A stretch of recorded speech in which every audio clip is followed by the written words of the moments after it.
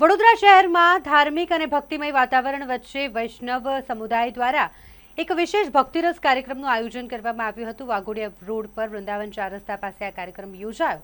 અહીં ખાસ કરીને પૂર્વ વિસ્તારના સમસ્ત વૈષ્ણવ સંપ્રદાયના જે જ્ઞાતિબંધુઓ છે તેમને એકત્રિત કરવા માટે આ વૈષ્ણવ ભક્તિરસ કાર્યક્રમનું આયોજન કરવામાં આવ્યું હતું, જે અંતર્ગત ભજન સંધ્યા અને મહાપ્રસાદી યોજવામાં આવી। 6:30 કલાકે ભજન સંધ્યાની શરૂઆત થઈ અને 7 વાગ્યાથી મહાપ્રસાદીની પણ શરૂઆત થઈ ગઈ હતી, જેમાં મોટી સંખ્યામાં વૈષ્ણવો ઉપસ્થિત રહ્યા હતા। આજ રોજ પૂર્વ વિસ્તારમાં સમસ્ત વૈષ્ણવ વણિક દ્વારા એક સ્નેહ મિલનનો કાર્યક્રમ કરવામાં આવ્યો છે। સાથે સાથે મતદાન જાગૃતિ અભિયાન પણ કરવામાં આવ્યું છે। તેમાં વૈષ્ણવ સંપ્રદાયના 12 જેટલા જ્ઞાતિના ઘટકો દ્વારા બધા જ વૈષ્ણવ અહીંયા ઉપસ્થિત થયા છે।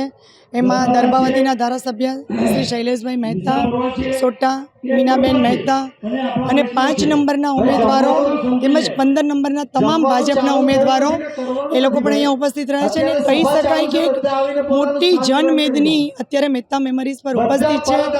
અને ત્યારે હું અહીંયા બધાને એક અપીલ કરવા આવ્યા છે કે ગરમીના દિવસો છે, એટલે તમે અચૂક તમારો વોટ 9 વાગ્યા પહેલાં સમસ્ત વૈષ્ણવ 9 વાગ્યા પહેલાં વોટ આપી દો।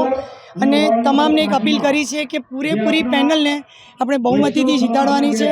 નંબર 5 અને નંબર 15માં તો કેસરીઓ લહેરાવાનો જ છે।